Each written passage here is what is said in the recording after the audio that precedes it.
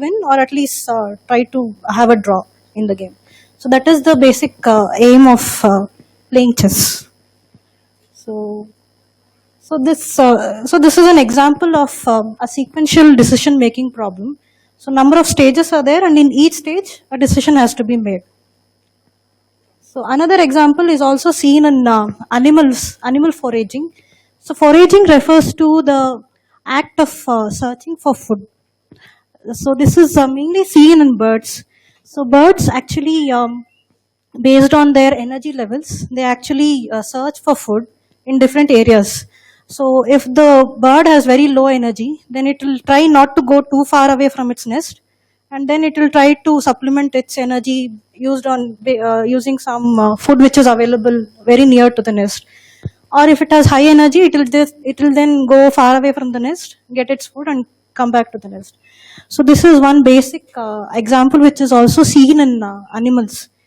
And so bird foraging, and this is also seen in ants also. Ants also search for food. So that is so these are examples of sequential decision making in animals.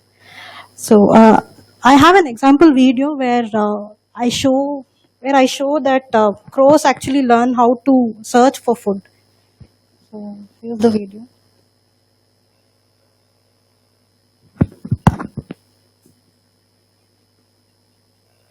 All right, can I stay in here? Absolutely, you can sit and watch. Right. And we'll see what happens. Come on then. Send in your mastermind, because it's going to need that. Alex studies wild birds, which he releases after 3 months of research. This one is nicknamed 007, and it's about to attempt what Alex believes is one of the most complex tests of the animal mind ever constructed. The bird is familiar with the individual objects, but this is the first time he's seen them arranged like this. 8 separate stages that must be completed in a specific order if the puzzle is to be solved. And if the bird succeeds, it'll be a world first. So here is a crow which is familiar with each of these individual objects. But this is the first time it's been arranged in this order. So all these cages actually contain small stones. And the box at the right actually contains 2 sticks. One is shorter and the other is longer. And the other box actually contains the food. So it has to solve this puzzle to get the food. So how does it solve? So that is the main theme of this video. Let's continue. He takes time to have a look and then starts with the short stick.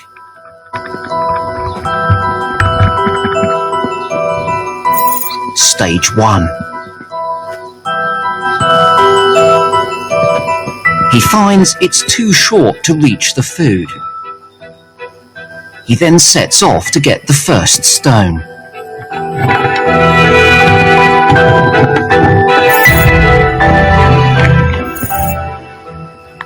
But he drops it.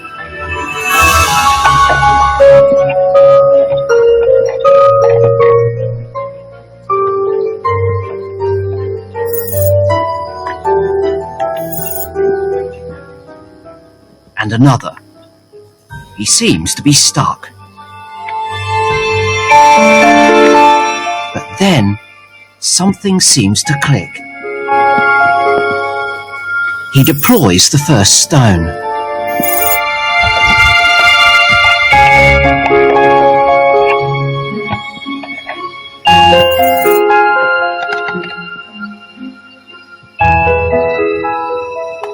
And then another.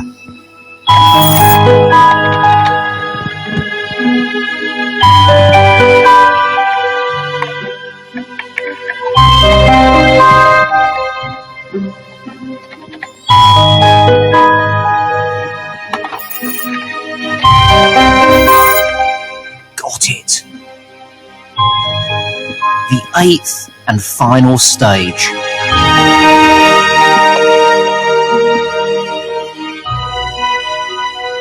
Success.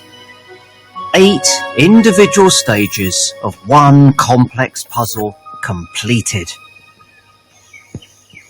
That was remarkable. I've never, ever seen anything like it. Of all of the bird behaviour that I've seen, nothing matches that. I can hardly believe it. I'm still just running that sequence through my mind. It happened really quickly. But the immediate question is, of course, how on earth did that crow do that? Yeah, so this is the example. So the main features is that so there are several stages, and so the crow has to pick up the first 3 stones in the cages, and then it has to get the stick, which is the longer one, and then it has to get the food. So there are 8 stages, and it decides which to do, what action to do in each stage. So all sequential decision making problems have decision making in stages, and each step taken affects future stages. So if the bird had attempted to take the food using the smaller stick, it would not have reached the food. So, but it actually took the longer stick and it reached the food. So, and the common thing to all these situations is that there is an entity which is taking decisions to maximize a predefined utility. Here, the utility is to reach the food and get the food. In the chess game, the utility is to win the game or at least make a draw. So we say that an entity is rational. That is, it tries to get the best out of the available situation. And then in a sequential decision making problem, the aim is to find a sequence of decisions to achieve the goal. And this is called as the optimal sequential decision making problem. And so this is seen in humans and also in animals. So can we mimic this capability in algorithms? So that is the main focus of this talk. So what are we trying to do? So here we are actually trying to build an agent which can observe from the environment and take actions. Okay. So the agent in the chess example is the player, and in the bird example it is the crow. And so the okay. So once the agent gets some input from the environment, it will take a decision, and we need to design an agent which is rational. So this is the thing. So here we have a small robo, which is trying to take the apple from the tree. And here the agent is the small robo and the environment is the nature around the robo. So what happens is that the robo gets inputs from the environment, that is the perception, and it does some computation on that, on the inputs it gets, and then it gives a decision as to which limb to move so as to get the apple. So then the actuators actually take the action, that is, they actually move the limb. So this is the whole process. Once the action is taken, the environment again gives some observations. Again, the agent will again try to take some other action, and this loop goes on. So this happens in stages. Ultimately, it either gets the apple or it just maybe doesn't get the apple. So that is okay. So in this problem, there are a set of states. So the state of the example for the state in this configuration is that the robo actually tries to see what height is the apple from the ground and what angle is it. So based on that, so that forms the state variable, which you can also call as a configuration. And then based on that, it takes an action A in that state. And the dynamics, the action will lead to a change in the state, and you also obtain a reward for every action. So in this example, the reward is 0 for some states, but for when the apple falls down, then the reward is 1 because it has got the apple. So it has a positive reward in that case. So another example is the chess example. here state S1 is where this is my move and this is the opponent's pawns. So here is the queen. So I decide to move the queen down. So this is where it moves. But then in response to that, the opponent also moves its rook and it kills the bishop. So this is the next state and this is the action. And the reward is negative, you have lost a pawn. But you have tried to save the queen, but you have also lost a pawn. So this is how it goes. So this is the state action reward sample you get. This is a deterministic example in that if you move the queen, it will always move down. There is no other square to which it can go to. So here your state is actually the board configuration. So life is always not so easy. So consider this maze-like problem. Here there is a robo which is trying to reach this diamond from the start position. So it's like a grid world problem. And agent lives in a grid and there are walls which block its path. So it has to navigate properly and go to this diamond and get the reward. But the actions do not always go as planned. So when the robo tries to move north, then 90% of the time it will move north, but 10% of the time it will move to the west. So you don't know for certain that your action north will take you one square up. So you can't be certain in that. So what do you do when such a thing happens? So the agent here again receives small rewards at each state and gets big rewards at the end. And the goal is to maximize the expected sum of rewards. Since here probability is involved, we always look at the expected rewards. I think this was taught in the probability class. I think. So generally, such problems are modeled as Markov decision processes, wherein so we have a state. And there are 3 states here, and an action A will take you to state S1 with probability 0.4, and it will take you to state S2 with probability 0.3, and it will remain in the same state with probability 0.3. So this is how the dynamics happen, and we define the MDP as the set of states, the actions, the transition function for each state and for each action, and the reward function you have. So P of S, A and S next gives the probability of moving to state S next from state S under action A. So this is how it moves. So in the earlier example, so this is the state. So state is 3, 1, and when I take the action north, then it can either go to state 3, 2 or 2, 1. So that is how the dynamics happen.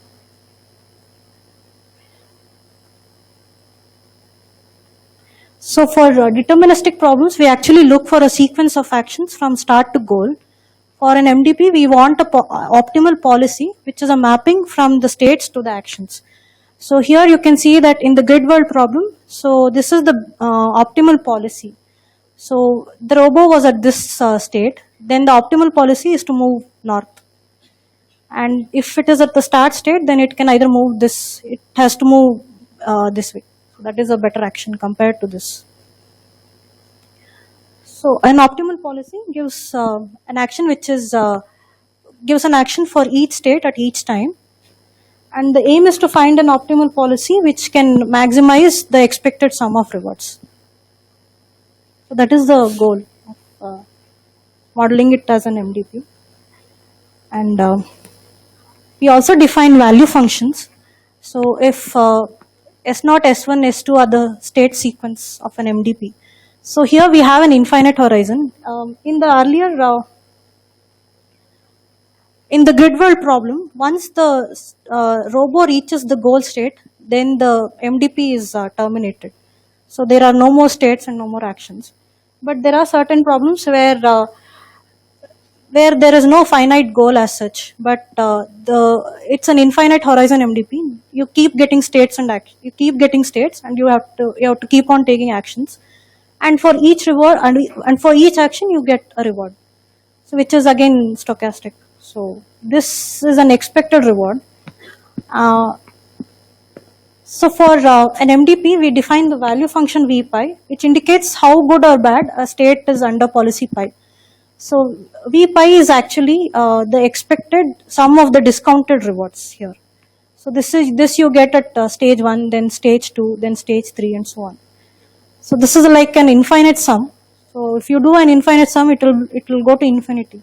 So what we do is we actually discount each of the rewards in the later stages. So this actually helps us to get a finite value for V pi. So V pi is defined for every state, and it actually tells how good that state is. So if this has very low negative value, then it is not good, and if it has a positive value, then it's quite good. And similarly, we have an action value function, which is Q pi, which is denoted as Q pi, and it indicates how good or bad an action is for a state when a policy pi is followed. So at state S0, I take action A0, and then so this is the reward I get when I take the action A0, and then after that I follow the policy pi. So this is the reward I get from the policy pi, and then the current reward. So this tells how good this action is in this state, and the optimal value function is to find V pi star, which corresponds to an optimal policy pi star. So this is the optimal policy. So we want to find an optimal value function which corresponds to this policy.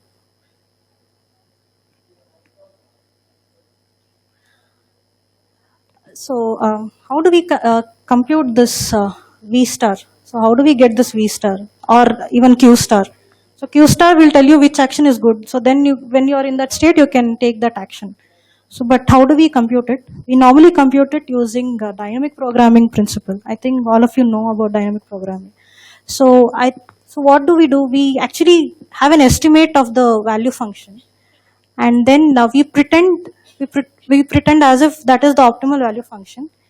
So starting from S, we look at the next state, S next. So from that state, it is a new subproblem. So what does dynamic programming do? It actually takes the value function of the subproblem, which is the optimal value function for the subproblem, and takes it and sees what is the immediate reward you get taking action A, and then and it computes this sum for all the actions available at state A, and then it then sees which action yields the maximum sum of these two terms. So then you get the QK value, which is the estimate of the action value, and then you keep on doing this iteratively, and ultimately you get the value function of the optimal policy. And so you get from QK estimates, you can also get the optimal policy. So when you do this, so using dynamic programming, we get the optimal policy and the optimal value function. And this gamma factor is used to prefer rewards now to rewards which come later. So we give a preference to the immediate rewards. Yeah. So what happens when we don't know P and R? Then we can't compute these VK. We cannot compute. So because we don't know P and R. So how do we go about it? So what we do is so we don't know which states are good. We don't know V first of all, and we don't know what actions do in every state.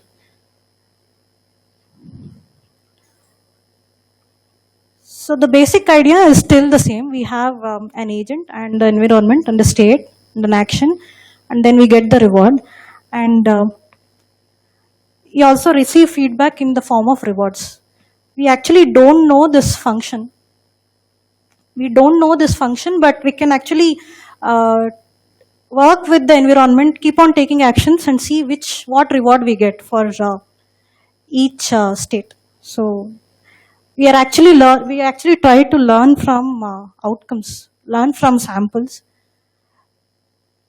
So we should actually try to learn so as to maximize the expected sum of discounted rewards. So that is the basic aim, but we don't know P and R. That is the whole issue. So what do?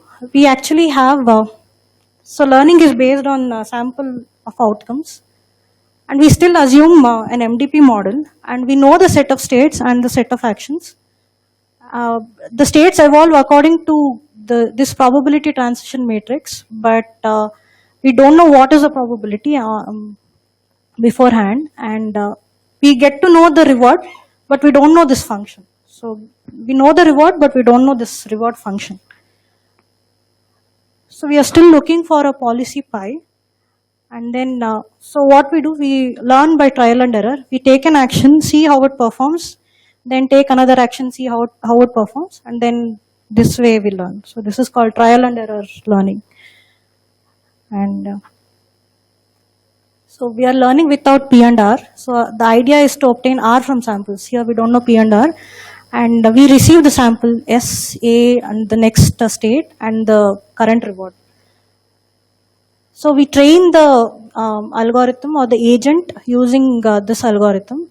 So we initialize Q for all state action pairs to 0, and then iteratively compute the action value for all the state action pairs. So here we actually reweight our samples. So alpha is a value between 0 and 1. So this is the new sample you get. So this is the reward you have, and this is the Q value for the next state and action.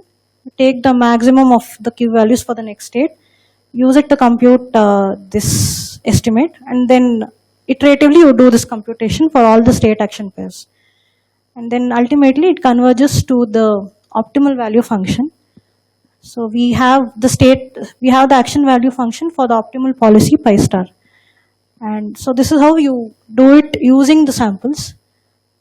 And so from this you get to know what is the good action. Good action is the one for a state S is the one which has the highest Q value among all the states.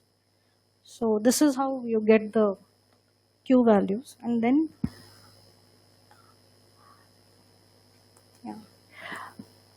so RL has been used in many control problems. It has been used to control miniature helicopters and drones, and it is also extensively used in games like Pac-Man and Mario and all that. So it's basically an artificial intelligence algorithm which can be used. And one such example is helicopter control. And what are the challenges in helicopter control? It is unstable. So, and there are complicated dynamics. You don't know how the air flows and what are the blade dynamics.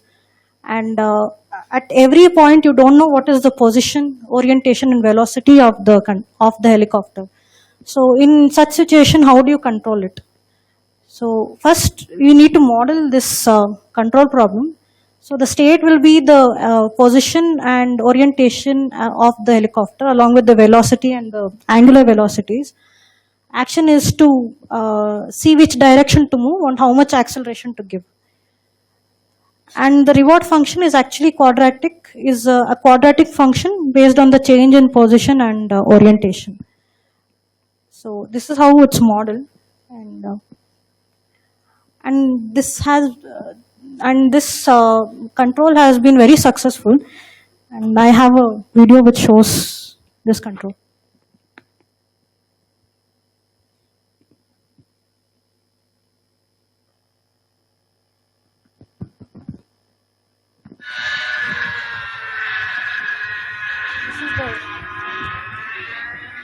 So this is the helicopter, and it is going to do all the maneuvers. It's a normal.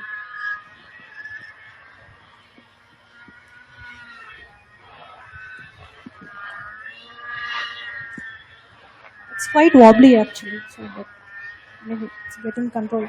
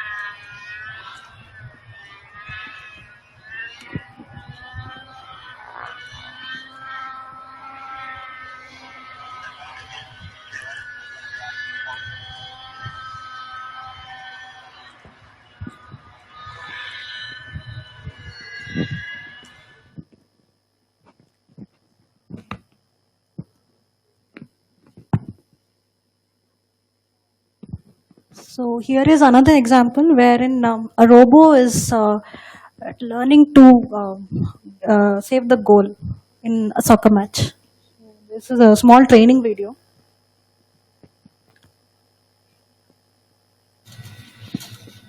So initially it doesn't know how to save the ball.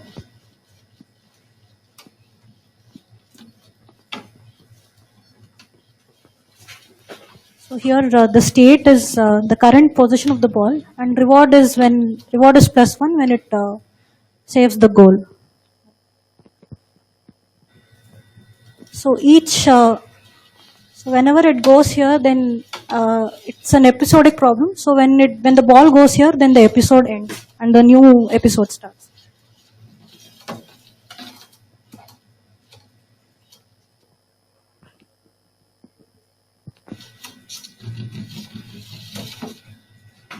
So after a large number of trials, it is learning to stop the ball from going.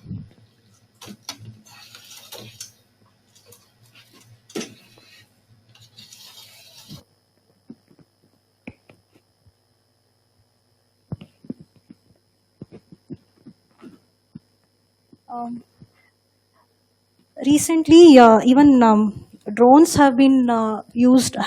Drones are being controlled using reinforcement learning. So here is one example. So this is the drone, and it is trying to lift this weight and put it here. So it is being controlled using RL, and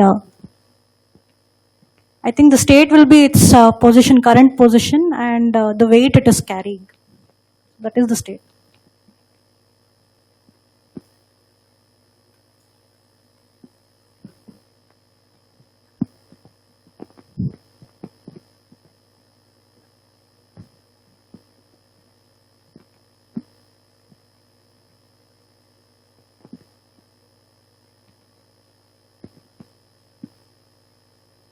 And these are different maneuvers which it is learning.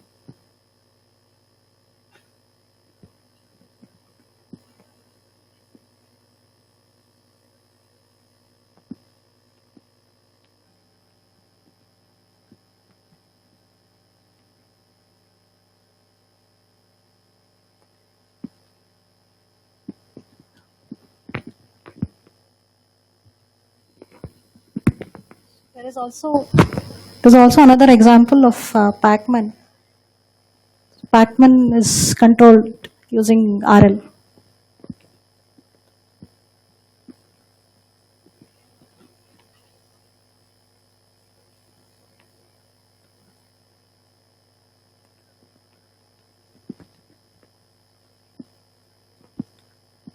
So here the state will be the current position of this yellow thing, the Pac-Man. And I think so the movement of these demons are actually stochastic. So it keeps on moving in random directions.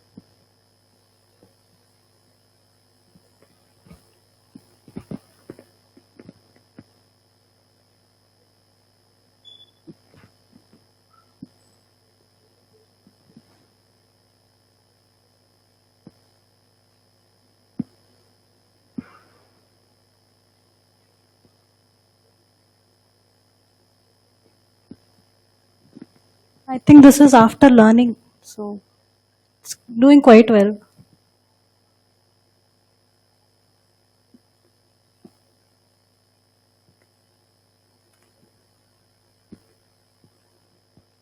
So all these games actually involve a training phase where where the agent first understands how to move, and then it is actually put under test. So here, this is the second life.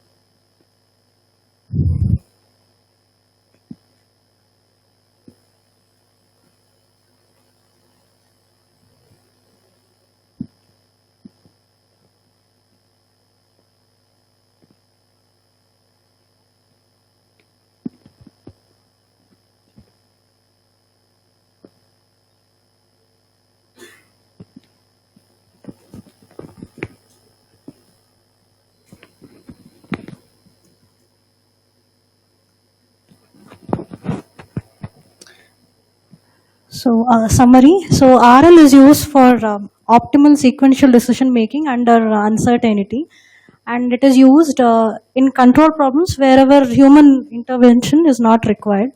And it has applications in engineering and artificial intelligence. And some other applications are traffic light control and drone control. So, there are many other game applications, as you have seen. So, thank you. Any questions?